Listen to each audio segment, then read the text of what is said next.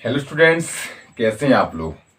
आज की यह वीडियो क्लास बहुत ही इम्पोर्टेंट होने वाली है क्योंकि हाल ही में लोक संचालनालय लोक शिक्षा संचालनालय भोपाल मध्य प्रदेश के द्वारा प्रैक्टिस सेट पेपर करवाए जा रहे हैं। तो आप समझिए कि प्रैक्टिस पेपर किस लिए करवाए जा रहे हैं।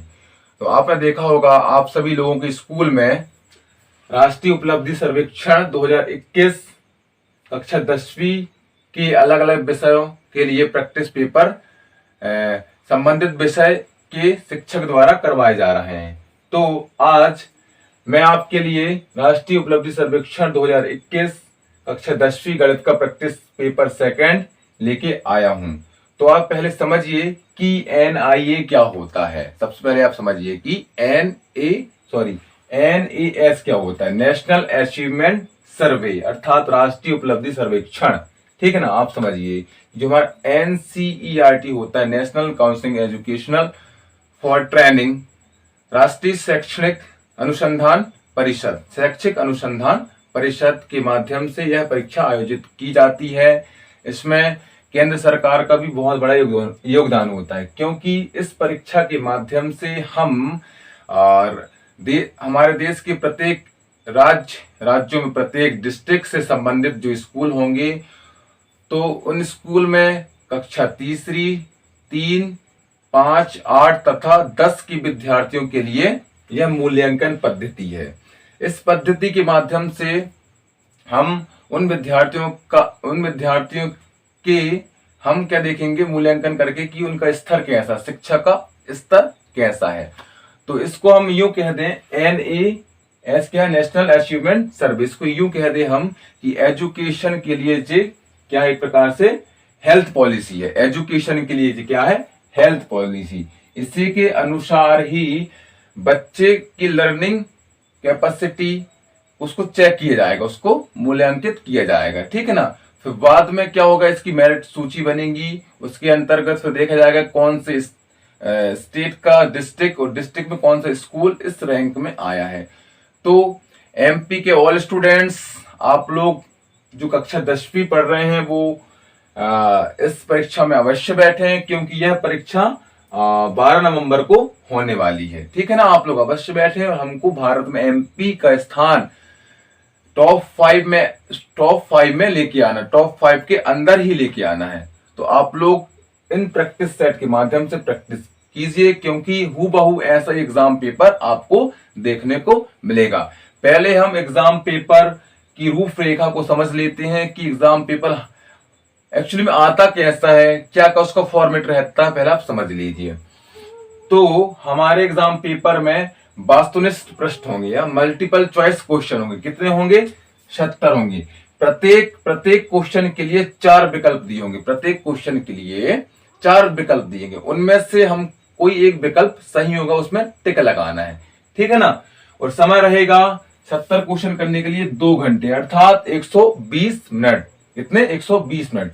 और जो पूरे भारत में, क्योंकि नेशनल लेवल परीक्षा हो रही है जे, तो परीक्षा की तिथि कितनी है, 12 नवंबर 2021। अब हमारे पास 1 महीना बचा है।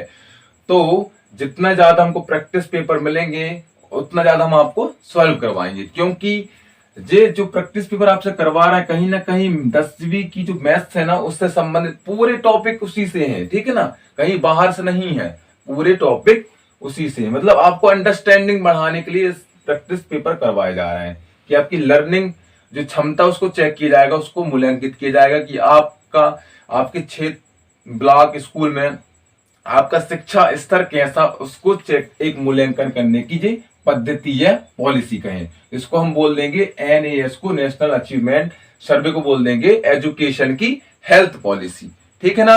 तो आप लोग ज्यादा से ज्यादा स्टूडेंट्स इस परीक्षा में पार्टिसिपेट करें और अच्छे से अच्छे अंक अर्जित करें, जिससे कहीं ना कहीं हमारा स्कूल का नाम भी ऊपर उठेगा और संबंधित ब्लॉक का, संबंधित जिला का और संबंधित राज्य, मतलब MP को हमको टॉप 5 के बीच में लेके आना है। तो यह वीडियो बहुत महत्वपूर्ण होने वाला है जिस सारे स्टूडेंट्स के लिए जो 10वीं क्लास में हैं और वो अभी 12 नवंबर को एग्जाम देने वाले हैं। तो इस वीडियो को बेटा ज्यादा से ज्यादा शेयर करें क्योंकि यह वीडियो प्रत्येक विद्यार्थी के लिए बहुत ही इंपोर्टेंट होने वाला है, क्योंकि इस वीडियो में मैं वीडियो क्लास में प्रत्येक क्वेश्चन बोलूंगा, फिर मैं उसका सॉल्यूशन कराऊंगा।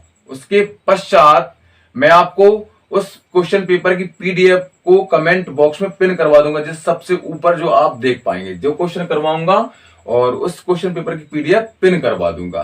तो आप इस वीडियो क्लास को शुरू से लेकर अंत तक देखें, क्योंकि 70 क्वेश्चन है तो एक ही वीडियो लेक्चर नहीं हो पाएगा। कम से कम इसके 3 पार्ट बनाने होंगे, हमको कम से कम इसके 3 पार्ट बनाने होंगे। तो आज हम समथिंग 10 से 15 क्वेश्चन कर लेंगे, फिर अगले वीडियो लेक्चर में और क्वेश्चन ले लेंगे। 3 पार्ट में हम पूरा 70 क्वेश्चन सॉल्व करवा देंगे। आप बिल्कुल धैर्य रखें, इन क्वेश्चन को हम बिल्कुल आराम से करेंगे। बेसिक भी थोड़ा थोड़ा बेसिक पढ़ लेंगे और फॉर्मूले के माध्यम से करेंगे। ओके स्टूडेंट्स, तो आइए हम देखते हैं राष्ट्रीय उपलब्धि सर्वेक्षण परीक्षा कक्षा 10वीं की गणित प्रैक्टिस पेपर सेकंड को सॉल्व करते हैं।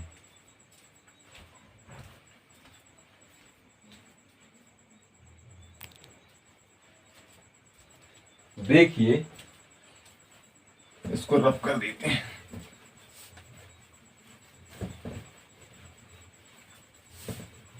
प्रश्न क्रमांक,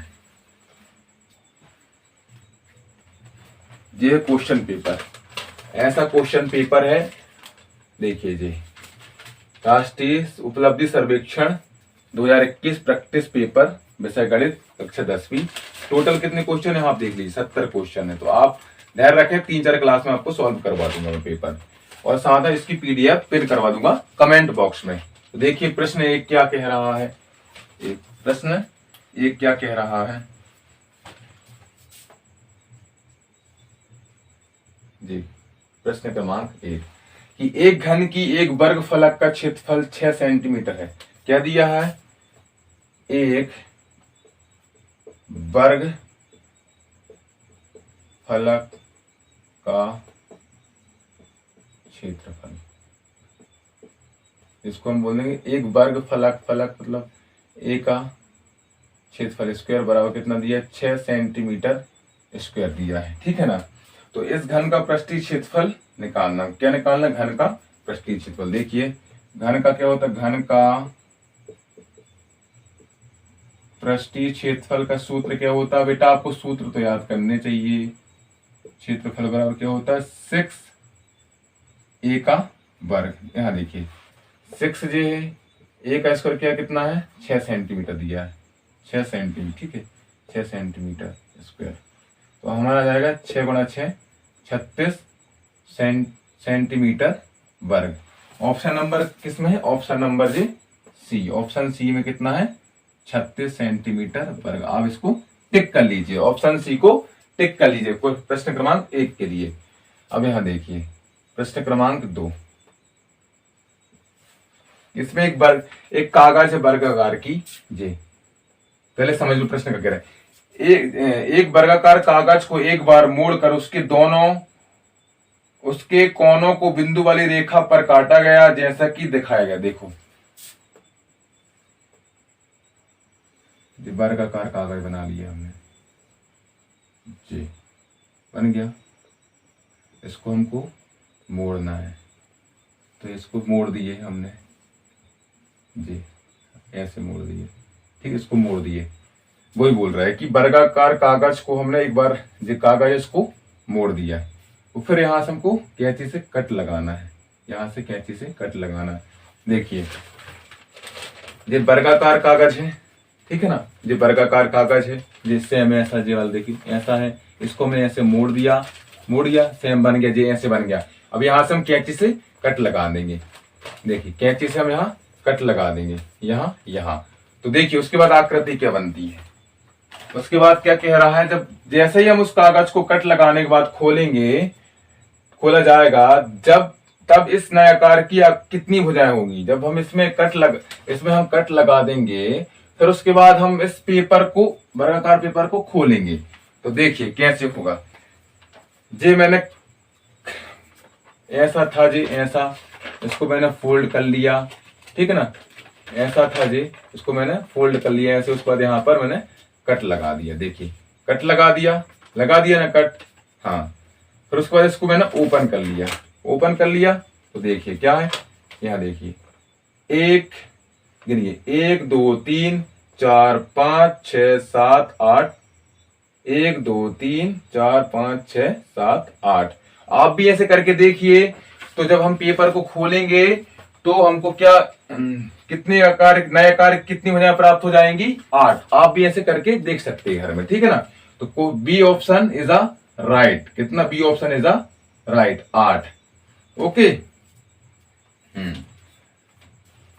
अब क्वेश्चन नंबर 3 क्या? 2 बेलनों की ऊंचाई का अनुपात 1:2 है तथा उनका आयतन बराबर है।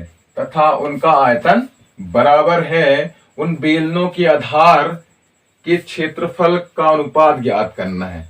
देखिए क्वेश्चन नंबर तीसरा क्या कह रहा है। तीसरा, 2 बेलन दिए। तो बेलन आप सबको पता है कैसे ऐसे बनता बेलन।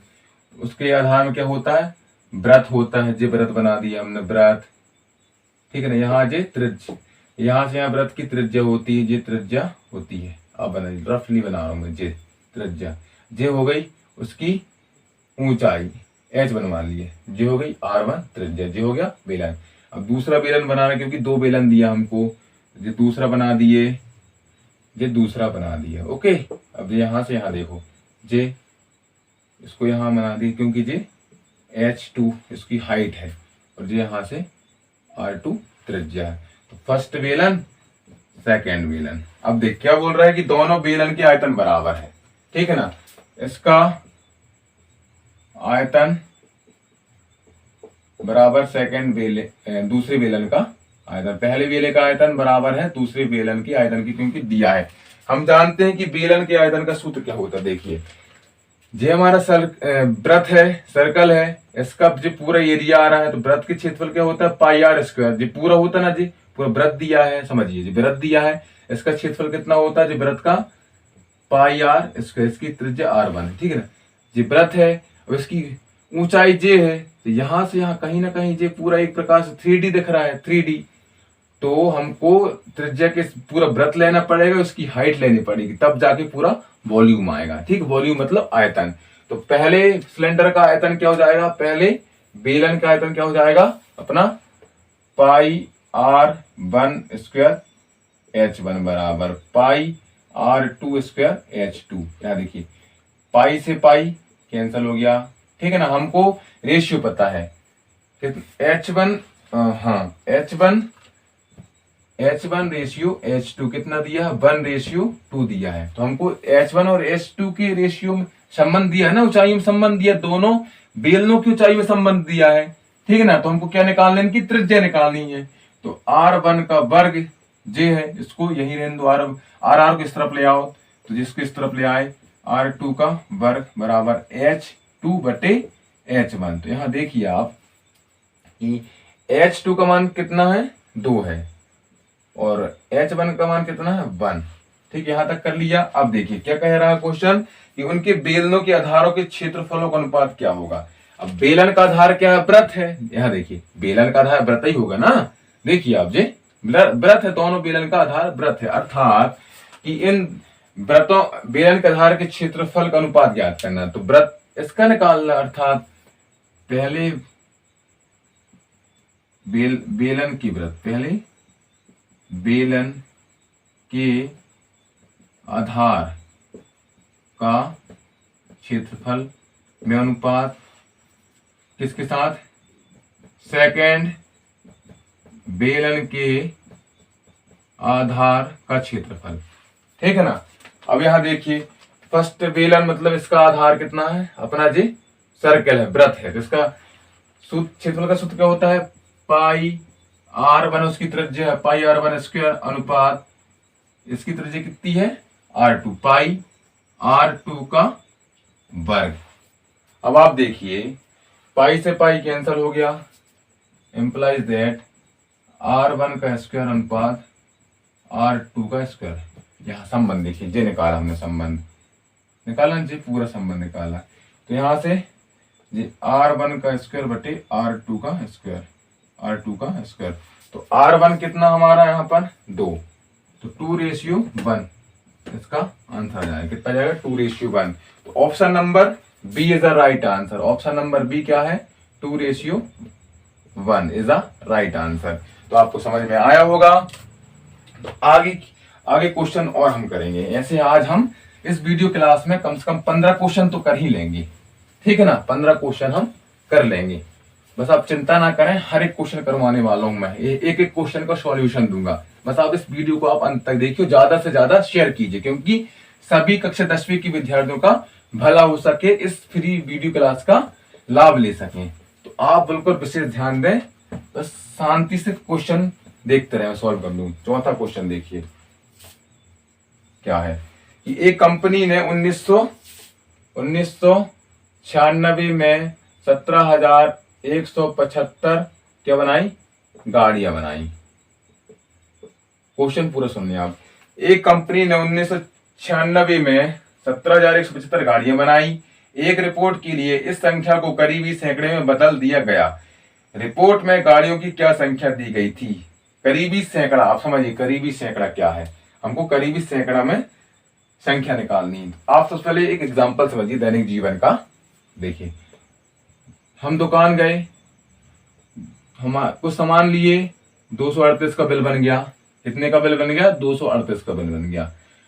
तो हमको दुकानदार बोलता है कि आप हमें हमने चल हमारे पास चेंज नहीं है, हमने उसको दे दिया 240 रुपए। अब दिया नहीं है, लेकिन 240 उसको देना है, सोच रहे हैं देने के लिए।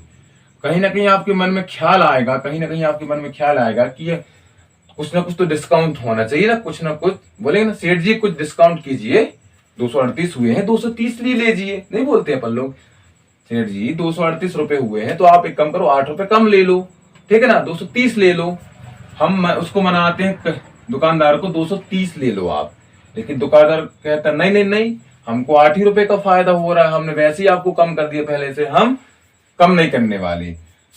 तो अगर वो कम कर देता दुकानदार तो आपका यहाँ फायदा होता, क्योंकि 8 रुपए आपके बच जाते।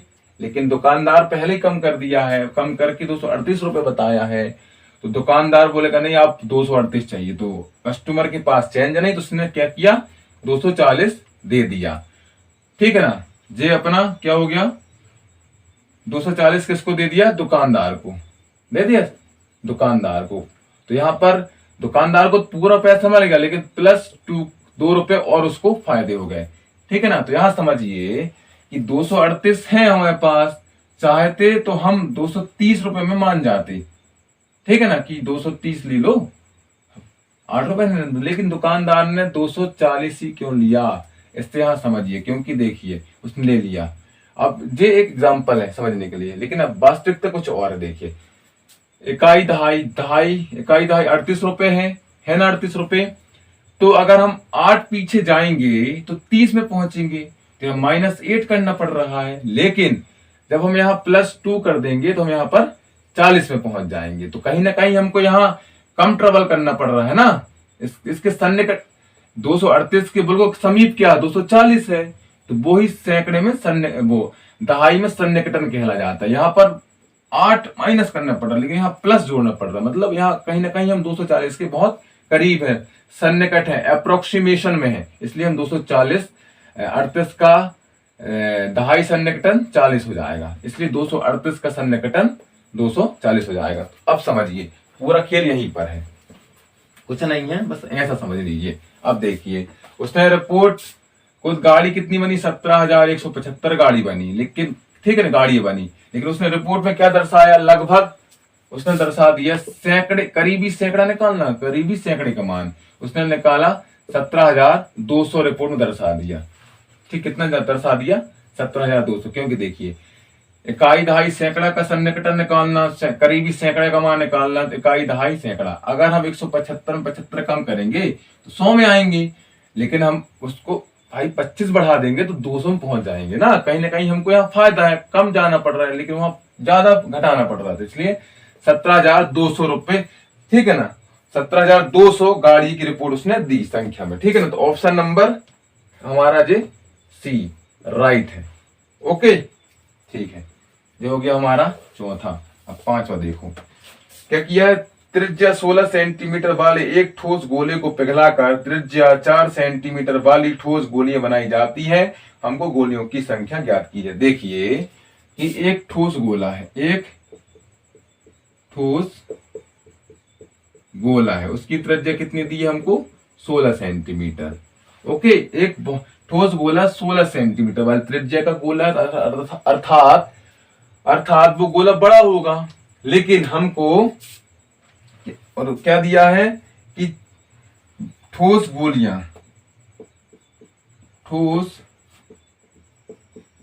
गोलियों की त्रिज्या कितनी दी है, ये त्रिज्या है ना, ये भी त्रिज्या कितनी दी है 4 सेंटीमीटर। तो हमको इस ठोस गोले का आयतन मतलब गोलियों की संख्या निकालनी है। गोलियों की संख्या कैसे निकालेंगे कि इसका आयतन में इसका आयतन का भाग दे देंगे, ठीक है ना, क्योंकि कहीं ना कहीं देखो गोला होता है, इतना बड़ा गोला है, ठीक है, इतना बड़ा गोला है, ये गोला है, ये गोला है, ठीक है, मान लिए गोला है, 3D में गोला बनाते इसको ऐसे ही मान लो 3D में गोला है, ठीक है ना। अब इसकी त्रिज्या कितनी है 16 सेंटीमीटर की त्रिज्या है, ठीक है ना। इसको वॉल्यूम हम आयतन निकाल लेंगे, उस आयतन की निकाल ली पूरा आयतन।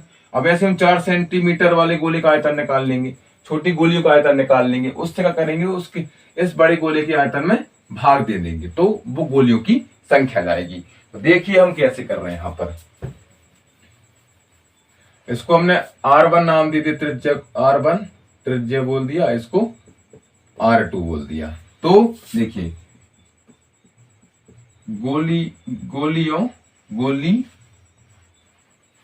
गोलियों की संख्या क्या, गोलियों की संख्या निकालना हमको, बराबर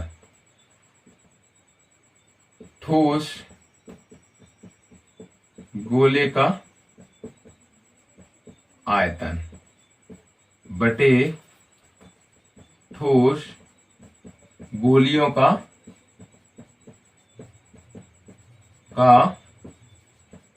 आयतन, ठीक है ना। अब बताओ ठोस गोले का आयतन क्या होता है, इसकी त्रिज्या R1 है, तो सूत्र क्या, सूत्र याद करना पड़ेगा आपको, याद होंगे 4/3 पाई R 1/3 बटे इसकी भी 4/3 पाई R 2/3, तो पाई R 4/3 से 4/3 पाई कट गया, यहाँ क्या बचा जी R1/3 और R2/3। तो यहाँ देखिए R1 कितना है 16, तो घात 3 है तो 3 बार लिखेंगे 16 को, 16 गुणा 16 बटे 4, R2 कितना 4, इसकी घात 3 है तो 4 बार 3 लिखेंगे, 4 गुणा 4, अब काट दे 4 से 16 4 बार, 4 से 16 4 बार, 4 से 16 4 बार।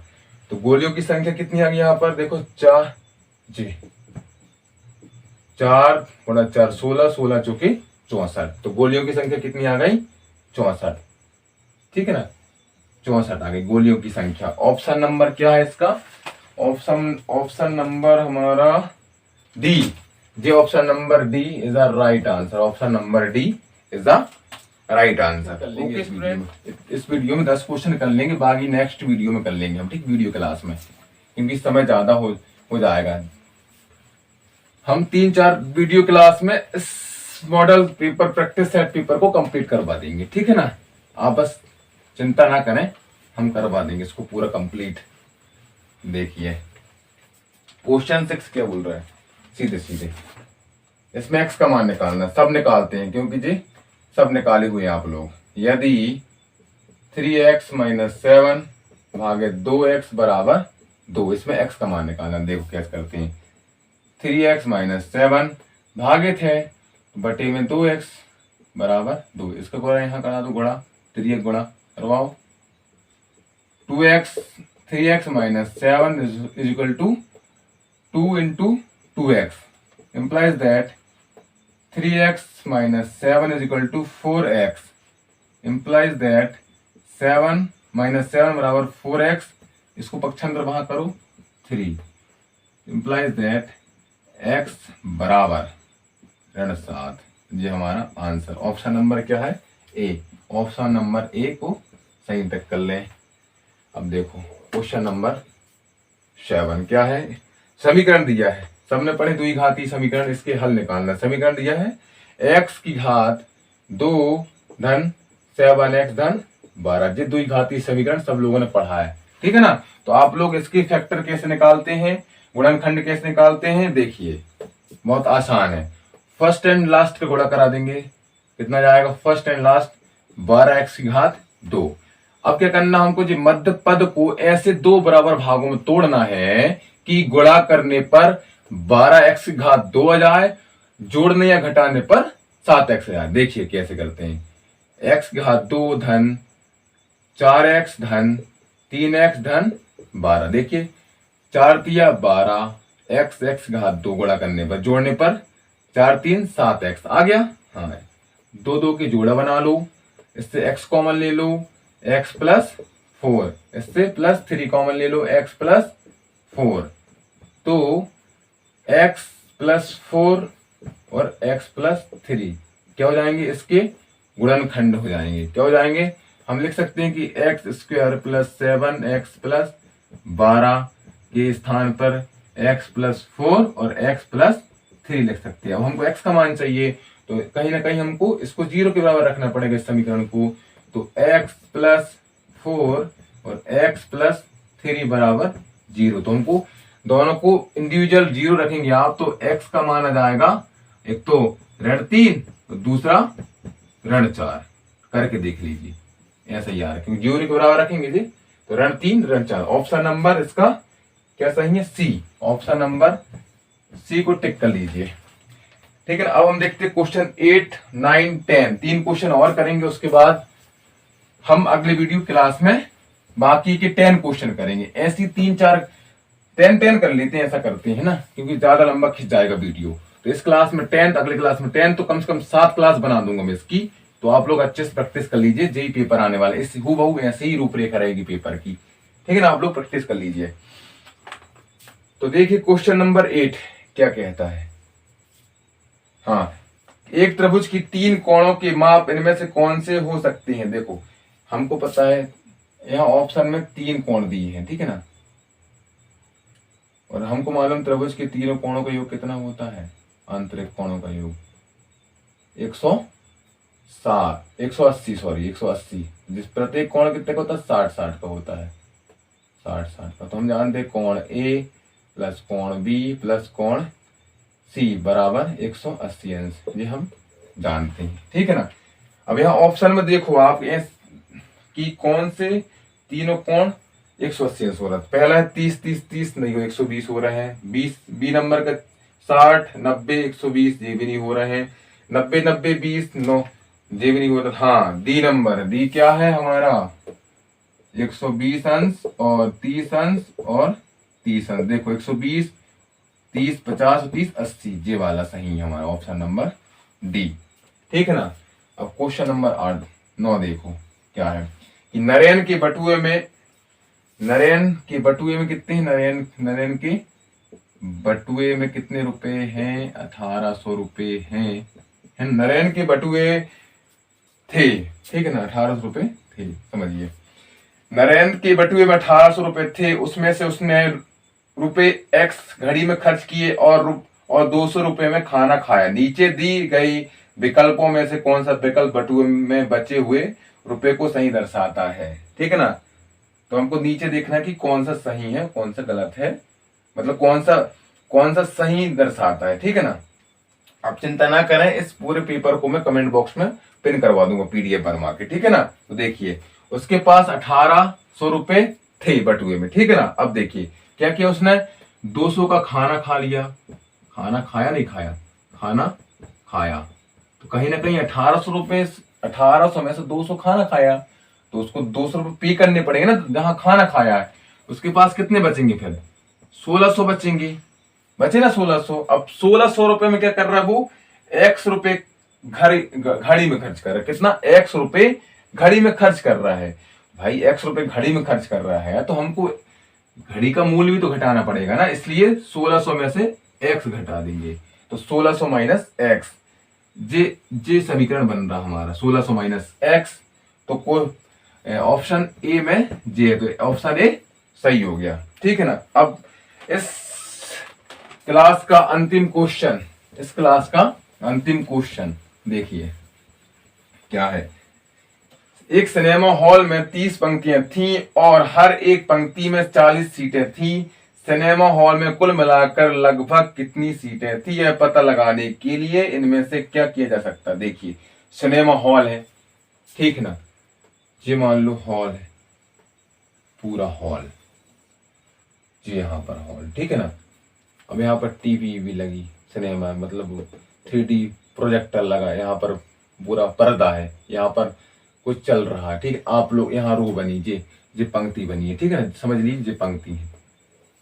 कहाँ तक, कितनी पंक्तियां हमारे पास, 30 पंक्तियां, लास्ट ये होगी 30 हमारी, ये पहली दूसरी तीसरी ऐसी बढ़ते बढ़ते ये 30 पंक्ति हो जाएंगी, ठीक है ना, हो जाएंगे 30 पंक्ति। और बोला प्रत्येक पंक्ति, जे पंक्ति जो है ना, ये पंक्ति की संख्या है, ये पंक्ति है, ठीक है ना, ये पूरी पंक्ति है।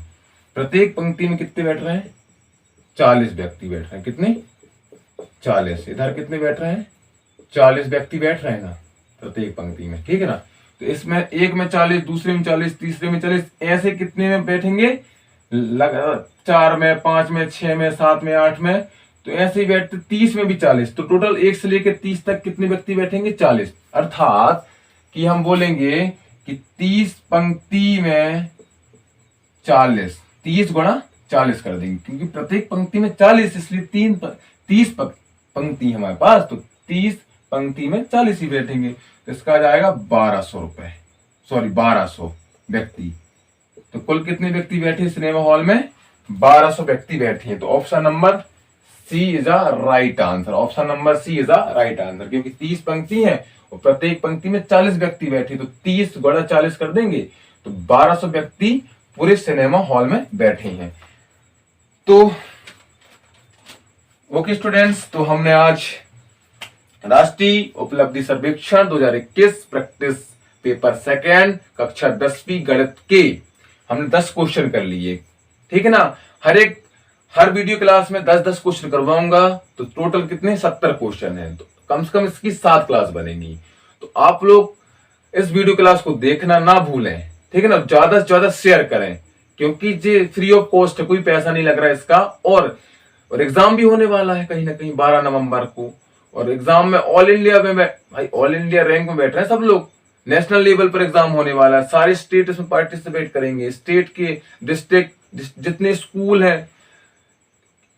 NAS नेशनल अचीवमेंट सर्वे 2021 में कक्षा 3, 5, 8 तथा 10 के विद्यार्थी शामिल हैं। तो आप देखिए पूरे भारत में कितने विद्यार्थी होंगे, भारत के प्रत्येक राज्य में, और राज्य के जिले में, फिर विकास खंड, फिर तहसील, और बना के सारे बच्चे पार्टिसिपेट कर रहे हैं। तो हमारी MP सरकार ने लोक शिक्षा संचालनालय मध्य प्रदेश भोपाल के द्वारा प्रैक्टिस सेट पेपर निकाले गए हैं। तो ऐसा ही पेपर हूबहू 12 नवंबर 2021 को आने वाला है। तो आप समझ के चलें कि हूबहू ऐसा ही पेपर आएगा। तो इन पेपर की प्रैक्टिस करें, क्योंकि हमको अपना MP को टॉप 5 में लेके आना है। तो इस वीडियो को आप बेटा ज्यादा से ज्यादा शेयर करें, ज्यादा से ज्यादा विद्यार्थियों को हमारे चैनल से जोड़ें। अगले वीडियो लेक्चर पाने के लिए आपको हमारे चैनल को सब्सक्राइब करना होगा, उसके पश्चात बेल आइकन होगी, उसको प्रेस करना होगा, जिससे जब भी मैं वीडियो लेके आऊंगा उसके पहले आपको नोटिफिकेशन मिल जाएगा, तो आप आसानी से हमारे वीडियो को देख पाएंगे। तो स्टूडेंट्स ज्यादा से ज्यादा इस वीडियो को बढ़ाएं, क्योंकि बहुत काम की चीज है जी। इस वीडियो लेक्चर को बढ़ाएं क्योंकि ये बहुत काम की चीज, क्योंकि अभी सारे स्कूल में MP के जितने भी स्कूल हैं 3, 5, 8, 10, तो सारे स्कूलों में जिसकी प्रैक्टिस हो रही है। तो कहीं ना कहीं जी आप लोगों के लिए बहुत हेल्पफुल होने वाला है, और आपके संबंधित सब विषय के टीचर प्रैक्टिस सेट करवा रहे हैं, ठीक है ना। तो आप लोग ज्यादा से ज्यादा इस वीडियो को शेयर करें। हर एक वीडियो लेक्चर में आपको कम से कम 10-15 क्वेश्चन करवाऊंगा। तो हमारा यह प्रयास कैसा लगा आप कमेंट के माध्यम से हमें बता सकते हैं। Thank you so much. हम नास के बारे में, नास क्या है, राष्ट्रीय उपलब्धि सर्वेक्षण 2021, हम प्रैक्टिस पेपर सेकंड सॉल्व कर रहे हैं कक्षा 10वीं के लिए। कौन सा विषय है, गणित। ठीक है ना। तो इसमें क्या है, 2 घंटे का एग्जाम होना है और 70 नंबर के 70 क्वेश्चन आने हैं। प्रत्येक क्वेश्चन के लिए 4 विकल्प दिए होंगे, प्रत्येक क्वेश्चन के लिए 4 विकल्प दिए होंगे, उनमें से कोई एक का विकल्प में आंसर छुपा होगा। आपको क्वेश्चन को सॉल्व करके आंसर निकालना है। अभी ये प्रैक्टिस सेट करवा रहे हैं हम, इसकी जो मुख्य परीक्षा होनी है वो 12 नवंबर 2021 को होनी है। Please support, please support. Thank you so much all of you.